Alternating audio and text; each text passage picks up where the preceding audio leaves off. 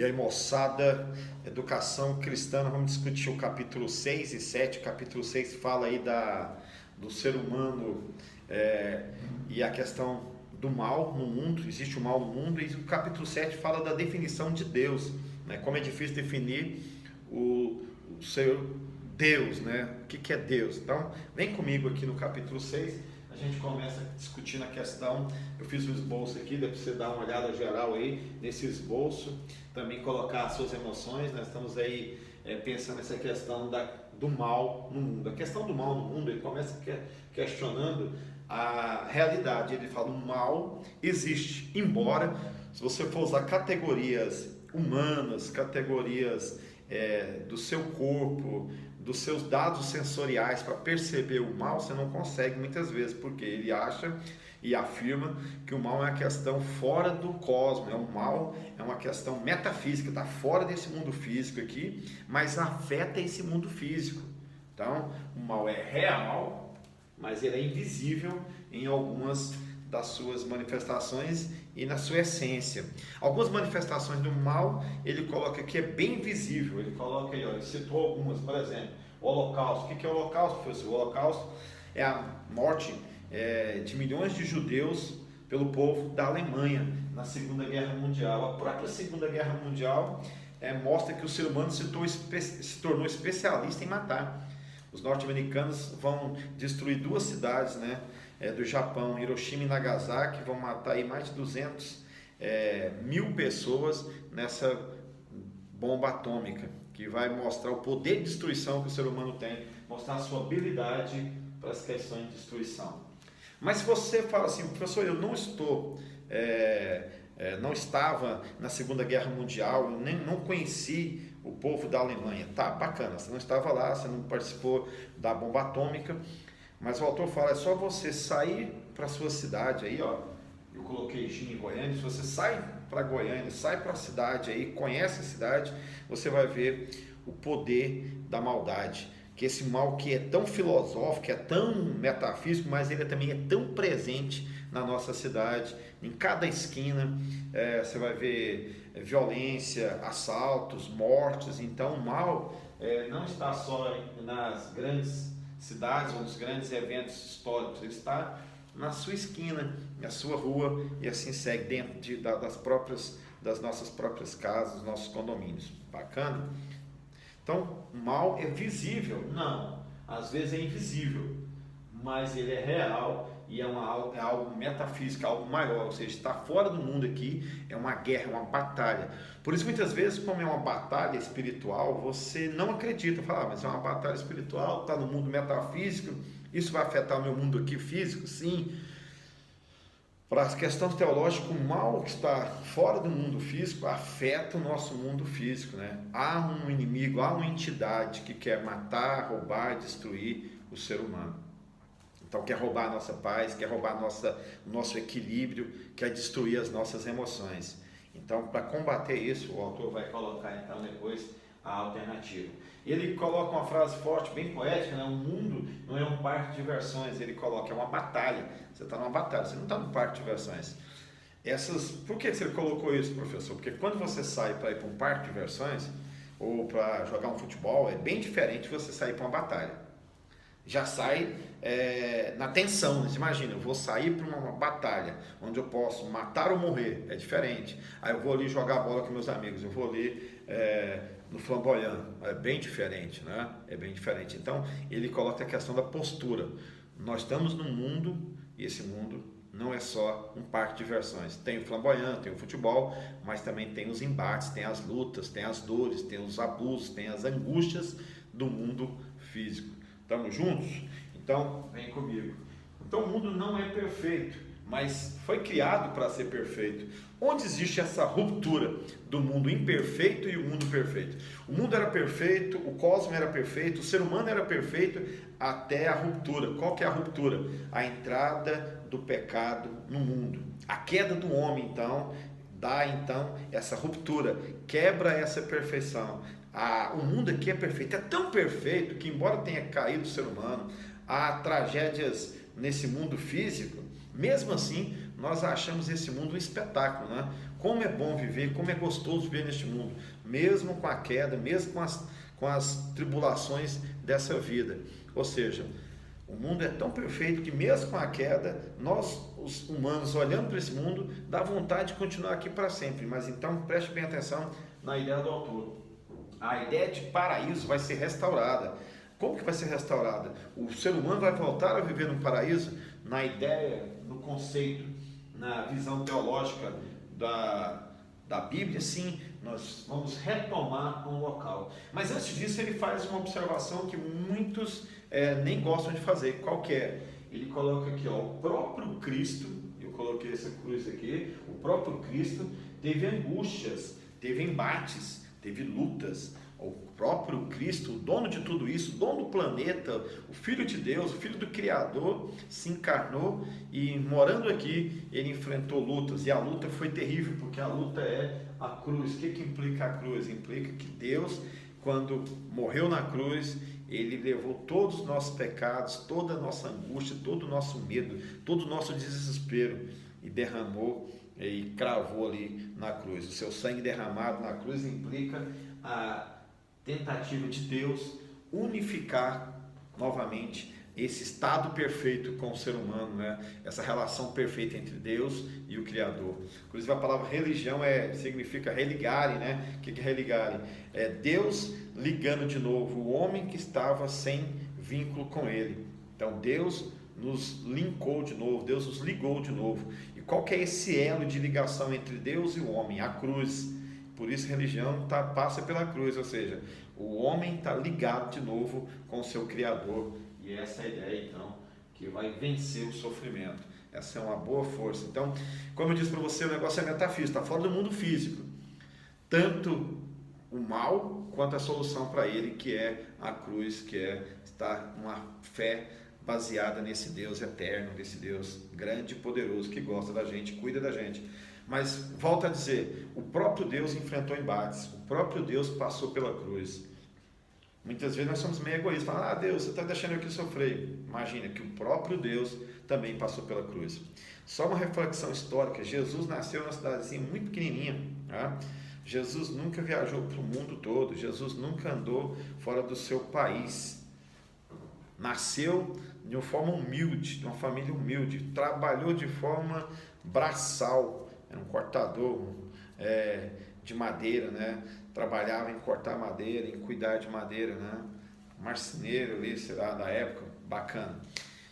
Imagina, e muitas vezes você fala assim, mas se Deus é Deus, por que eu passo por isso? O próprio Deus enfrentou sofrimento. Pense nisso, tá?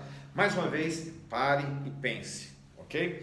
Vem então as múltiplas formas do mal. Ele coloca a primeira a distorção, né? Nós temos o equilíbrio natural, mas o homem perde o equilíbrio fazendo distorção da vida, ou seja, você perde o sentido da vida, distorce o sentido da vida, há um sentido para essa vida e você não percebe esse sentido, começa a viver de forma egoísta, egocêntrica, achando que você é o centro da vida, e ele fala isso é uma distorção do mal. Falta o equilíbrio natural. Qual que é o equilíbrio? Perceber o real sentido dessa vida, perceber que há valores que precisam ser retomados, tá? Sem exageros, sem querer ser o centro do universo. A morte da esperança. O mal mata os nossos sonhos. Você precisa ter sonhos, continuar sonhando, continuar acreditando, continuar pensando em coisas maiores para a sua vida. Paz, e eu acho que o maior senso que o mal tenta destruir em nós é o senso da eternidade. Há em você uma eternidade, você foi criado para ser eterno, você é um ser da eternidade. Nós estamos aqui só de passagem, aqui é só alguns instantes, o grande lance vai ser na eternidade. Então o mal tenta roubar de você essa esperança, tanto da vida aqui, quanto da sua própria paz, quanto da sua própria eternidade. Você é um ser para a eternidade, somos seres para a eternidade, ok? Esquece disso não? Bacana. Múltiplas faces do mal também, a identidade do mal. O mal se transforma em medo, né? Ansiedade, sentimento de culpa. Essas palavras aqui são asquerosas, né? Medo, ansiedade, sentimento de culpa. Então nós precisamos nos organizar mentalmente, espiritualmente para vencer todo o nosso medo, toda a nossa ansiedade. O que é ansiedade? É o sofrimento antecipado. A prova só vai acontecer daqui a 30 dias, você já está em pânico hoje. A Bíblia tem uma palavra que eu curto muito de Jesus, que é: basta cada dia a aflição do dia. Viva as aflições do dia, faça os embates de hoje, porque os de amanhã é só amanhã, tá? Nem sei se vai ter o amanhã. Então vamos lutar hoje, vencer o hoje, para depois vencer o amanhã. Ansiedade mata o ser humano. A maioria das nossas angústias, das nossas doenças são ansiedades, são medos, são perturbações que ainda nem aconteceram. Então procure o equilíbrio, procure a paz interior. Bacana? Capítulo 7 então começa falando de Deus. Ele fala que nenhuma definição desse Deus vai ser suficiente para explicar Deus. Primeiro, porque Deus é eterno. Se Deus é eterno, nós somos humanos e nós estamos dentro de um tempo, dentro de um espaço. Quem está no tempo e no espaço não pode conseguir ter uma mente capaz de definir todas as questões de Deus.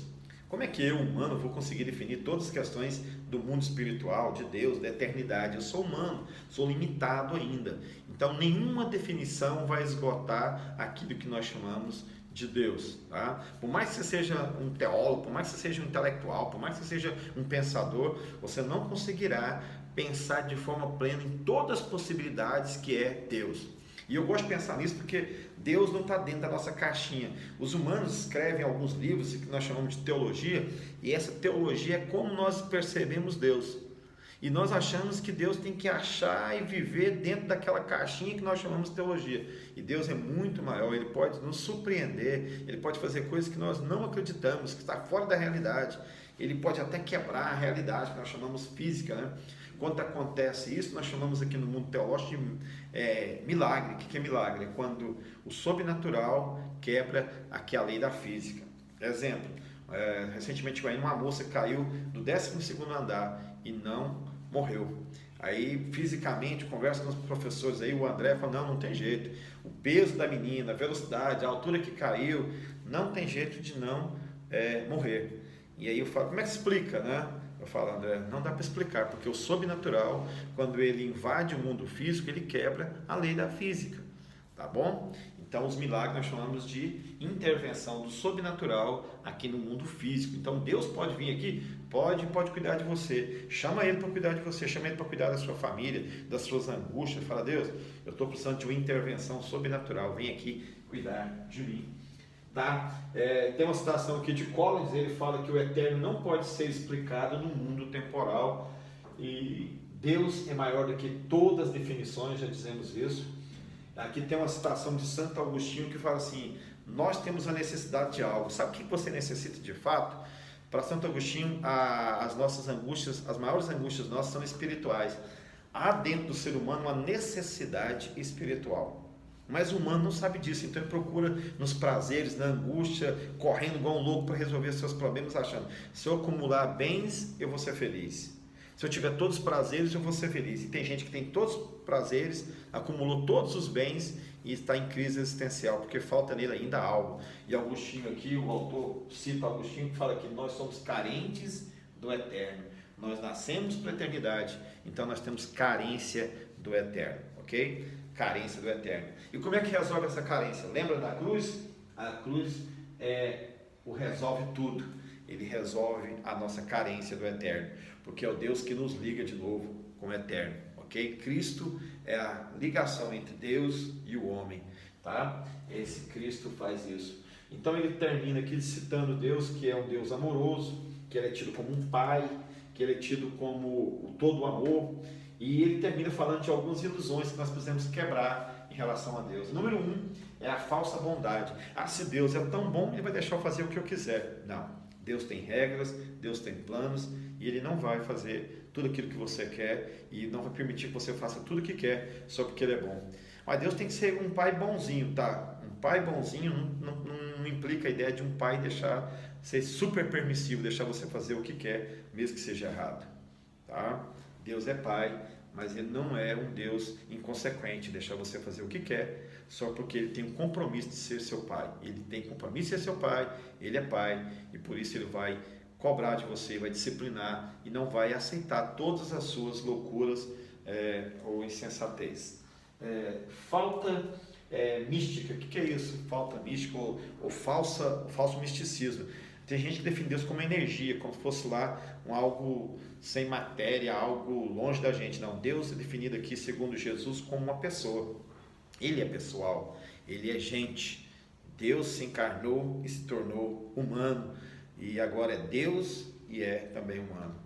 Isso é top, né? Deus é para se relacionar. Não é só uma energia, não é algo que está fora do mundo que a gente não conhece. Deus é para se relacionar. E ele termina falando uma falsa inversão. Não é você que dita as regras para Deus, é Deus que dita as regras para a gente. Então não faça a inversão. E é isso, tá? Fique em paz, procura a sua paz interior, procura se relacionar com esse Deus, tá? Que preenche todo o vazio da nossa alma. Um grande abraço, fique em paz, fique com Deus.